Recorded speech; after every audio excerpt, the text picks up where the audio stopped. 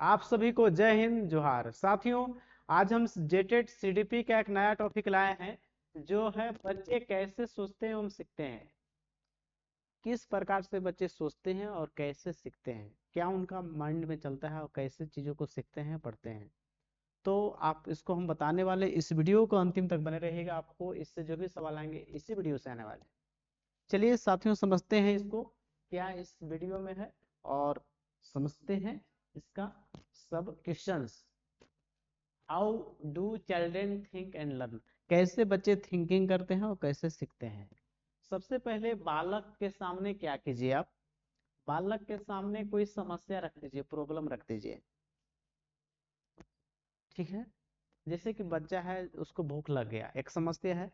तो क्या करेगा, सबसे पहले माँ का याद करेगा या अपना मम्मी के पास जाएगा और वहाँ खाना कोशिश करेगा कि कहूँ से भूख अपना मिटा दे। ठीक है ना, या दुकान से जाएगा, दिमाग में लगाएगा। अगर घर में जो है, सबसे पहले मांगेगा, पैसा मांगेगा। ये क्या लगा रहा है, दिमाग लगा रहा है। क्या लगा रहा है, दिमाग।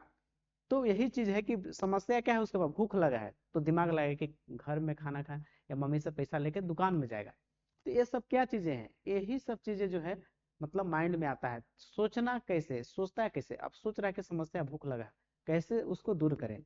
तो इसी प्रकार समझना है। बालक समस्या रख दीजिए तो खुद सोचेगा। सोचेगा कैसे, स्मृति यादें के आधार पर। मान ली कि कैसे जान रहा है कि दुकान में सामान मिल जाएगा, वो पहले कभी गया, उसको याद है कि दुकान में जाते हैं पैसा लेके और वहां से सामान लेके आते हैं और खा लेते हैं। तो याद है, यादों के आधार पर सोच सकता है। कल्पना के आधार पे, अनुमान लगा के और अनुभव के आधार पे। तो बच्चा सोचता कैसे है, ये सब चीज के आधार पर सोचता है और अपना सोच के अपना प्रॉब्लम को सोल्व करता है। अब समझिएगा इसमें, यहाँ देखिए। अब बहुत ही इंपॉर्टेंट क्लास है प्यारे साथियों। यहाँ पे है चिंतन, सोचना, थिंकिंग जिसको बोलते हैं। चिंतन, सोचना, थिंकिंग क्या है। चिंतन एक मानसिक प्रक्रिया है, मेंटल प्रोसेस है। मेंटल प्रोसेस, ब्रेन से बच्चा सोचता है यहाँ से। ठीक है ना, एक मानसिक प्रक्रिया है, यानी इसमें कॉग्निटिव का यूज करेगा आपने। ठीक है ना। अब यहाँ पे देखिए, चिंतन में प्रत्यक्षीकरण, यानी कोई चीज सामने है उसके बारे में सोचेगा। स्मृति के, यादें के आधार पर तर्क, ऐसे वैसे, मैंने तर्क दे के ऐसे वैसे कैसे होता है, इससे तो कैसे, ऐसे तो कैसे होता है। तो और अनुभव के आधार पे सभी महत्वपूर्ण भूमिका निभाते हैं बच्चे के सोचने में। सोचने में कौन कौन भूमिका निभा रहा है, कभी पूछ देगा आपको एग्जाम में सवाल, कौन कौन भूमिका निभाता है। तो उसका प्रत्यक्षीकरण, जो सामने चीजें है, स्मृति, उसका यादें, तर्क, अनुभव के आधार पर, एक्सपीरियंस के आधार पर बच्चा सोचने में अपना चीजों को यूज करता है। अब देखते हैं कि बच्चे के सोचने की तरीके अलग अलग है। बच्चे किस प्रकार की, कैसे कैसे सोचते हैं। तो देखिए प्यारे साथियों, कैसे बच्चे सोचते हैं आपको समझा रहे हैं, अंतिम तक देखिएगा इसको, और पूरा चीजें आपको इसमें क्लियर होने वाला है।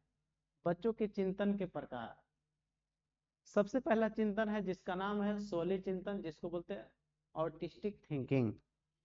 और एक है आपका यथार्थवादी, रियलिस्टिक चिंतन। ये क्या है आपका सोली चिंतन, क्या है, इसमें है कल्पना का भरमार होता है। उसको लगता है कि यदि हम भगवान होते तो हमको कोई चीज मांगने की जरूरत नहीं होता, हम ही सब चीज करते। नहीं बोलते, कोई चीज होता तो भगवान जी की याद करते हैं, की हो जाता है, गॉड की याद करते हैं। समस्या आने पर जाते हैं, मंदिर जाते हैं, मस्जिद जाते हैं, गुरुद्वारा जाते हैं, है ना, मस्जिद जाते हैं। तो आप क्या है, बच्चा सोचता है कि हम ही भगवान रहते तो हमारे पास कार होता, करोड़ों रुपया, अरबों रुपया होता, हम ऐसे करते तुरंत आ जाता, सुंदर लड़की आ जाता, चाहे जिसको बुलाते तुरंत आ जाता, ऐसा आ जाता है कि ना, देखे कि नहीं।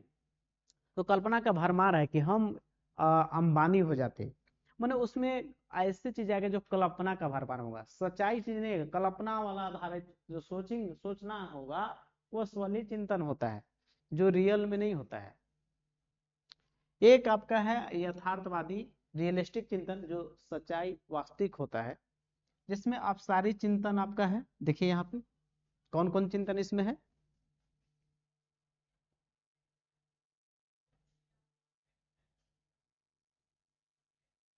यहाँ पे देखिए, यथार्थवादी चिंतन देखिए कौन, तीन प्रकार के होते हैं। यथार्थवादी चिंतन कितने प्रकार के प्यारे साथियों हैं, तो देखिए पहला आपका है अभिसारी चिंतन जिसको बोलते हैं कन्वर्जेंट थिंकिंग, और दूसरा है अपसारी चिंतन जिसको बोलते हैं डाइवर्जेंट थिंकिंग, और तीसरा है आलोचनात्मक चिंतन क्रिटिकल थिंकिंग। सबको समझिए कि कैसे कैसे चीजें होती हैं। अभिसारी चिंतन जो होता है एक ही दिशा में सोचना, किसी समस्या का समाधान निकालने का एक ही प्रयास होता है। किस समस्या का समाधान कितना निकालेगा? एक ही। जैसे हम बोल दे झारखंड की राजधानी कहाँ है? रांची। इसका एक के अलावा कोई आंसर होगा? नहीं होगा। हम बोलते भारत की राजधानी कहाँ है? नई दिल्ली। बिहार की पटना। और बोले झारखंड की उड़ीसा। इसका एक ही आंसर आ रहा है, लेकिन हम यहाँ पे सवाल पूछते कि आप रांची के बारे में क्या क्या जानते हैं? तो रांची राजधानी है, साइंस सिटी है, शहीदों का नगर है, सिटी ऑफ वाटरफॉल्स है। इसका बहुत सारा आंसर आ रहा है। लेकिन हम ये कहते कि झारखंड की राजधानी रांची, तो जिसका एक आंसर आ रहा है वो यानी कि वो क्या है? अभी सारी चिंतन है। डिसीजन मेकिंग में ही आपका काम आता है। जैसे कि बोल रहे हैं चार, दो दो जोड़ने पर क्या आएगा? चार। एक फिक्स है कि चार ही आएगा, ठीक है ना? जबकि अन्य समाधान इसका हो सकता है तीन और एक चार, पांच में से जाएगा चार। यहाँ पे देखिएगा अपसारी चिंतन माने इसका आंसर एक की ओर जाएगा। ये इंडेड वाला है। एक है अपसारी चिंतन, बहुत इंपोर्टेंट आपका है। कई दिशाओं में सोचता है, कई डायरेक्शन में सोचता है, कई सारे समाधान निकालने का प्रयास करता है।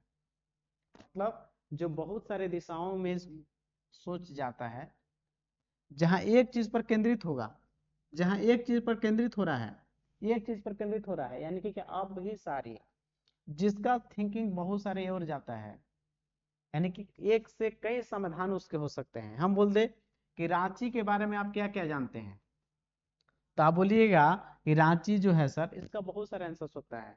रांची जो है झारखंड की राजधानी है, साइंस सिटी है, शहीदों का नगर है, सिटी ऑफ वाटरफॉल्स है। तो रांची का बहुत सारा आंसर आ सकता है। वहीं पे एचईसी है। तो बहुत सारे आंसर होते हैं जो बहुत सारे दिशाओं में जिसका जाता है आंसर, माने एक से अधिक थिंकिंग आता है, जिसको बोलते हैं डाइवर्जेंट थिंकिंग। बहुत ही इंपॉर्टेंट है और इसी पर बल देना चाहिए नीप 2020 पे। एक चीज पर ही फोकस नहीं रखना है। और ओनली ओनली जो कि नेगेटिव पॉइंट ही है, ओनली यानी कि केवल टैग वर्ड है, एक चीज पर केंद्रित नहीं करना है। तो आपका देखिए कि रांची क्या है? झारखंड की राजधानी है, साइंस सिटी है, झारखंड का शिमला है, शहीदों का नगर है, कर्क रेखा पर स्थित है। इसका बहुत सारे आंसर आ रहा है। रांची के बारे में क्या क्या जानते हैं? तो यही अब सारी चिंतन हुआ। और यही बोले कि झारखंड की राजधानी कहाँ है? रांची। तो ये अभी सारी है। अब देखिए यहाँ पे क्रिटिकल थिंकिंग, यानी इसमें पक्ष और विपक्ष दोनों पर सोचना, किसी व्यक्ति के गुण और अवगुण दोनों के बारे में सोचना। गुण और अवगुण दोनों पर सोचना ही क्या कहला जाता है? आलोचनात्मक थिंकिंग। मतलब गुण दोष दोनों को जान के एक डिसीजन अच्छा निकालना जो सबसे अच्छा हो, दोनों को देखते हुए। यहाँ पे देखिए पक्ष हम विपक्ष दोनों को ध्यान में रखकर निष्कर्ष निकालते हैं, डिसीजन निकाल लेते हैं, वही सबसे बेस्ट होता है। जैसे फोन से पढ़ने से नुकसान भी और फायदे भी हैं। फोन से पढ़ने के ये फायदे हैं कि कम समय में ज्यादा चीजों सीख पाते आप हैं। और दूसरा चीज नुकसान क्या है कि इसमें जो आप हैं कि इसमें आपका जो आंख है उस पर प्रभाव पड़ सकता है। ज्यादा देर तक पढ़ने से आपका जो है वो खराब हो सकता है। तो अच्छा ये चीज है मोबाइल का कि आप उसको कम समय में आप रांची दिल्ली में जो भी चीजें पढ़ाई होती हैं दूरस्थ आप हैं टीचर से, तो उसको डायरेक्ट ऑनलाइन पढ़ सकते हैं। तो आपका सुविधा हुआ, एक गुण हुआ। और अवगुण क्या है कि उसका मोबाइल से आंख से आपको प्रभाव पड़ सकता है। तो गुण और दोष देखते हुए आप देख रहे हैं कि लेकिन सबसे पढ़ना बहुत जरूरी है। 2 महीना में क्या होगा? 2 महीना में तो आप जेटेट पास कर जाइएगा। तो आप डिसीजन लिए यही कि नहीं सर हमको जेटेट पास करना है, 2 महीना में क्या होगा? 1 घंटा मोबाइल में तो रील्स देख लेते हैं, उतना तो हम यूट्यूब पर वीडियो देख लेते हैं, उतना सॉन्ग देख लेते हैं। तो नहीं, हमको पढ़ना है, 2 घंटा टाइम निकालना है। तो आलोचनात्मक थिंकिंग यही होता है, दोनों पक्षों को जानकर एक अच्छा डिसीजन की ओर जाना, कंक्लूजन निकालना ही आपका आलोचनात्मक थिंकिंग है, दोनों पक्ष को जानना। तो चिंतन का प्रकार देख रहे थे आप, सोली चिंतन जिसमें वो खाली समझिए कि वो सपना का भंडार है, वो सपना का चीज है, वो रियल में होता नहीं। और रियली थिंकिंग 3 गो होता है जो अभी बताया है। अब यहाँ पे देखिए बालकों में चिंतन की योग्यता कैसे बढ़ाएं? बालक में चिंतन करने की, सोचने की क्षमता कैसे बढ़ाएं? आपके सवाल होगा, आप भी देखना चाहेंगे इसको। देखिए बच्चों के सामने समस्या प्रॉब्लम रखकर समाधान करने के लिए कहना। जैसे कोई समस्या रख दीजिए और प्रॉब्लम, जैसे कि भूख लगा है तो बहुत सारे दिमाग लगाएगा, मम्मी पास जाएगा या दुकान में पैसा लेगा, मम्मी से लेके जा सकता है। तो समस्या रखिएगा तभी ना वो सोचेगा। देखिए कोई भी व्यक्ति होता है तो उसके बाद कोई समस्या आता है तो सोचना स्टार्ट करता है कि अब कैसे करें, कपार पर हाथ रख देता है। तो कोई समस्या आता है तभी सोचता है। पहला चीज है प्रॉब्लम रखिए। बच्चों में उत्तरदायित्व या जिम्मेवारी की भावना बढ़ाना है। बच्चों में उत्तरदायित्व और जिम्मेवारी, उसको जिम्मेवार लगना है कि हमको चीज करना है, ऐसा करना है। वाद विवाद, तर्क, सेमिनार, विचार गोष्ठी में भाग लेने के लिए मौका अपॉर्चुनिटी देना। जैसे कोई क्विज है उसमें भाग लेने के लिए, उससे क्या होगा, बच्चा को लगे कि हम भी क्विज में भाग ले, और उससे उसका सहपाठी अच्छा कर पा रहा है तो भी अच्छा कर पाने का प्रयास करेगा। क्योंकि उसमें आ रहा है, प्रॉब्लम आ रहा है कि हम कम कर पा रहे हैं, कम क्यों कर पा रहे हैं सही क्वेश्चन, हम भी क्विज में भाग लेकर अच्छा कर सकते हैं। सेमिनार में जाएंगे, मोटिवेशन सुनेंगे तो अपने अंदर क्या आएगा, उसके बाद पास आएगा कि हम भी ये चीज को करते। तो ये सब चीजें क्या है, ये सब प्रेरित करता है चीजों को कि आप कुछ सोचें कुछ करने के लिए। फिर यहाँ पे चौथा है, बच्चों को प्रेरित करें कि लक्ष्य की प्राप्ति हो सकती है कि हम समस्या का समाधान निकाल सकते हैं। उसको ऐसा प्रेरित करना है, बताना है कि देखो दुनिया में कोई भी चीज है जिसका समाधान है, जरूर समाधान। उसके अंदर ऐसा थिंकिंग बेस करना है कि कोई भी ऐसा चीज नहीं है इसका प्रॉब्लम सोल्व नहीं हो सकता है। तो उसके अंदर ऐसा नहीं कि बोले कि होबे नहीं करेगा, ये होबे नहीं करेगा, तो बच्चा डिमोटिवेट हो जाएगा। आपको मोटिवेट करना उसको है। मोटिवेशन क्या है, किसी काम को करने के लिए उसके अंदर ऊर्जा होना, प्रेरित होना, वही मोटिवेशन है। मोटिवेशन ही आपका है, प्रेरित करना है बच्चों को कि बच्चा हर चीज का समाधान है, आप आईएएस बन सकते हैं। उसको बोलना है कि आप आईएएस भारतवर्ष का कोई भी काम कर सकते हैं, आप अंबानी बन सकते हैं, बिल गेट्स बन सकते हैं। उसके अंदर प्रेरित करना है लक्ष्य को प्राप्ति करने के लिए।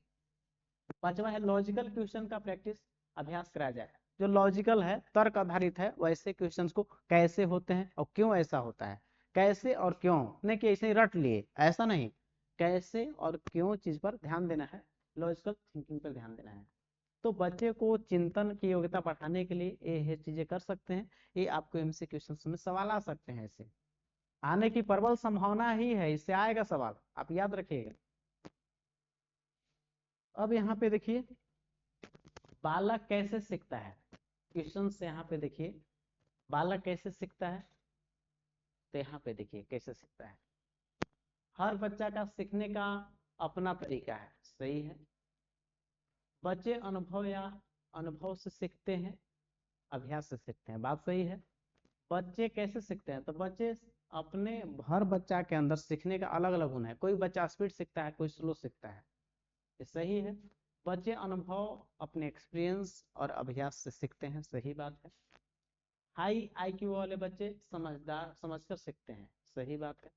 लो आईक्यू वाले बच्चे रटकर सीखते हैं, ये भी बात सही है। तो कहीं ना कहीं ये जो बात है बालक कैसे सीखते हैं, ये चीज आपको यहाँ पे दिया हुआ है, आप समझेंगे। आगे देखिए,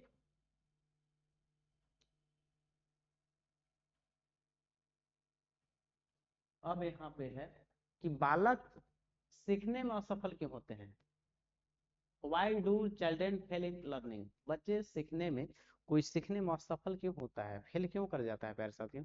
तो उसका है पहला रुचि, इंटरेस्ट ना होना।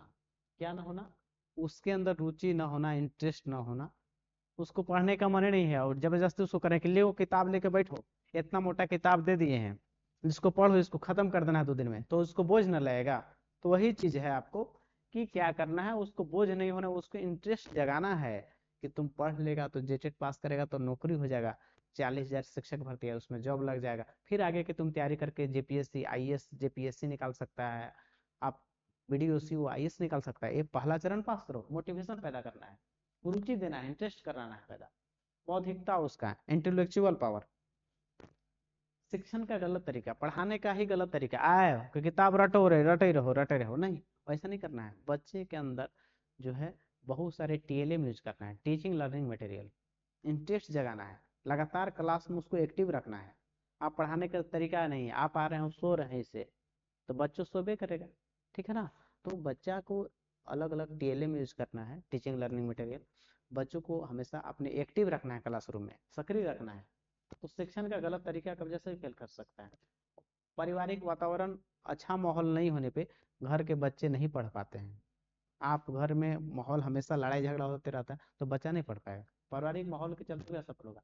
असफल होने का डर भय भी है, डरे रहता है कि हम फेल हो जाएंगे, फेल हो जाएंगे। डरना नहीं है, क्योंकि डर के आगे जीत होता है, आप देखे होंगे डर के आगे क्या होता है, जीत। तो डरने से भी, असफल होने का डर से भी असफल हो जाता है। बालक का स्वास्थ्य, बालक अगर स्वस्थ नहीं है तो पढ़ेगा क्या, वो समझेगा क्या, वो स्वस्थ होना भी जरूरी है। शिक्षण सामग्री का अनुभव, जो भी चीजों को सिखा रहे हैं, शिक्षण सामग्री का अभाव, पढ़ाने वाली जो सामग्री है उसका अभाव है, तो उस केस में भी बच्चा नहीं सीख पाता है। तो ये सब चीजें आपको ध्यान रखना है कि बच्चा, बालक को असफल होने में ये सब चीज बालक फेल करता है, तो यानी कि ये सब चीज हो सकता है।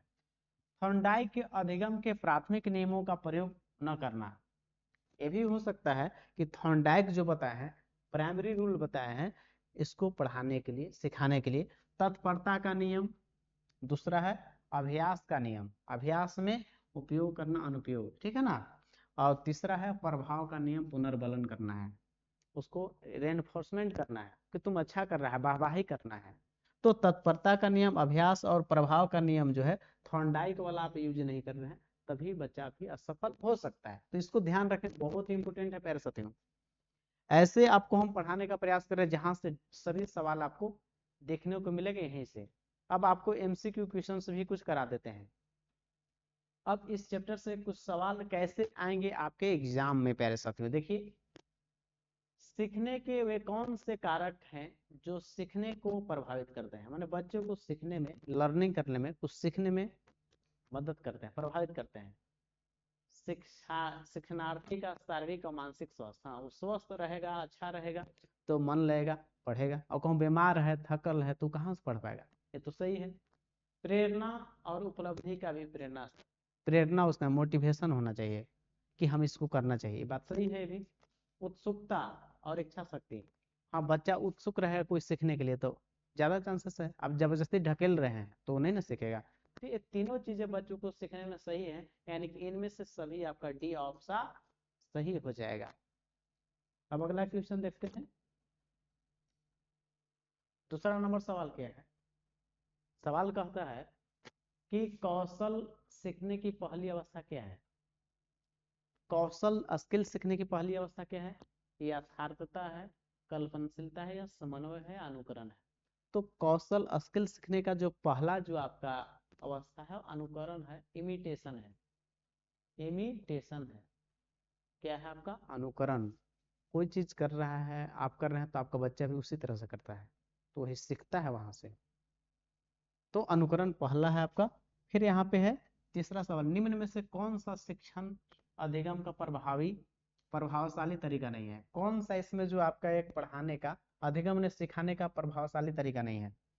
प्रयोग या पर्यवेक्षण, संवाद और परिचर्चा, दिए गए ज्ञान को दोहराने पर ध्यान देना, बच्चे को अंतर्दृष्टि के द्वारा अनुमान के लिए प्रोत्साहित करना।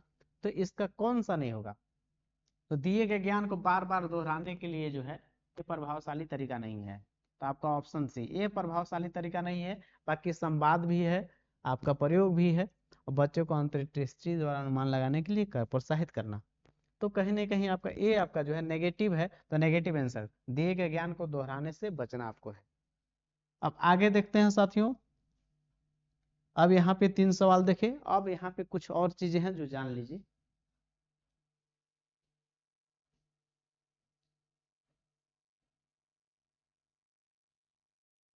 यहाँ पे पहला है इमिटेशन, अनुकरण। यह एक स्वाभाविक प्रवृत्ति होता है, सबके अंदर होता है किसी को अनुकरण करने का। आप माता पिता जैसे करते हैं, छोटा बच्चा के देखते हो कि आप उसको ऐसे मारेगा तो वही से मारेगा, क्यों, वो अनुकरण कर रहा है, आपको इमिटेशन कर रहा है। माता पिता, शिक्षक आदि का अनुकरण करता है, या तो माता पिता का करेगा, या अपने शिक्षक का करेगा, या अपने मित्रों का करेगा। अब अनुकरण क्या है, कौशल सीखने की पहला चरण है। कौशल सीखने का जो है पहला चरण क्या है, कौशल सीखने का पहला चरण भी क्या है, अनुकरण है, इमिटेशन है, याद रखिएगा। फिर यहाँ पे प्रतीकात्मक सोच, सिंबॉलिक थिंकिंग, क्या होता है, संकेतों के माध्यम से। ये बोले कि क्या है बताओ तो बोले कि पेन है सर, इसके बारे में बोलेगा, इससे क्या करते हैं, लिखते हैं। तो प्रतीकात्मक सोच रहा है, सोचेगा कि माता पिता के आवाज सुनकर माता पिता का आवाज सुनकर सोचा कि हमारे मम्मी आ गए हैं, पापा आ गए हैं, मारेंगे, इसलिए हमको गलत काम कर रहा है वो, खेल कूद रहा है धूल में, तो भाग जाएगा वो। क्यों? उसके मन में थिंकिंग आ गया कि अब हम करेंगे ऐसा तो पापा हमको मारेंगे। तो आपका वो कैसा है, प्रतीकात्मक उसके माइंड में आ गया है। जानवरों का आवाज सुनकर, जानवरों का आवाज सुनकर जान जाए कि क्या है।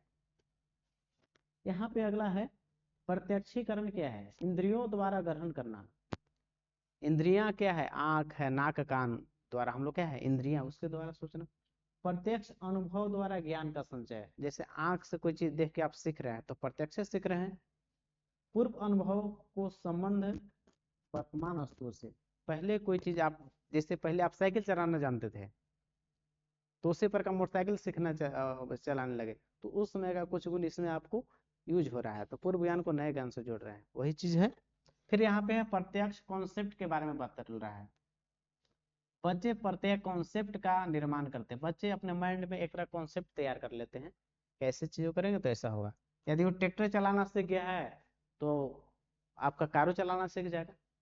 कार चलाना सीख गया है तो आपका हो सकता है कि बहुत सारे कार आ गए हैं उसको चला सकता है। तो यही है, कॉन्सेप्ट एक तरह का मायने बन गया है। प्रत्येक वस्तु को खाने पीने की वस्तु समझना। देखते हैं छोटा बच्चा को कोई चीज दी है खाने के लिए तो वो पत्थरों चबाने लगता है। क्यों? क्यों चबा रहा है? उसके माइंड में अच्छा बच्चा को लग जाता है, बालक लोग को, कि ना कोई चीज उसमें मुंह में ले लेगा। दांत तो लगते हैं, अपना मुंह उंगली में डाल ले रहता है। तो वही चीज है कि इसमें माइंड में बन गया कॉन्सेप्ट है कि इसको हम लेना है, मुंह में तो लेना है। ये प्यारे साथियों, ये आपका था बच्चे कैसे सोचते हैं हम सीखते हैं। बहुत ही इंपॉर्टेंट टॉपिक है। इस सवाल आपका एग्जाम में प्रबल संभावना है कि आ रहा है, और आप जरूर इसको 1 से 2 बार देखिएगा, तो इससे कंप्लीट आपका, इससे बाहर सवाल नहीं आएगा। प्यारे साथियों, यदि आप पूरा इसका नोट्स चाहते हैं तो हम पर मैसेज कर सकते हैं। यदि आप चाहते हैं कि आप जेटेड का तैयारी घर बैठे करें और बहुत अच्छे नंबर से पास करें, तो चैनल को लाइक सब्सक्राइब जरूर कर लें। साथियों, इस वीडियो को अंतिम तक देखने के लिए आप तमाम साथियों को तहे दिल से धन्यवाद। जय हिंद, जोहार।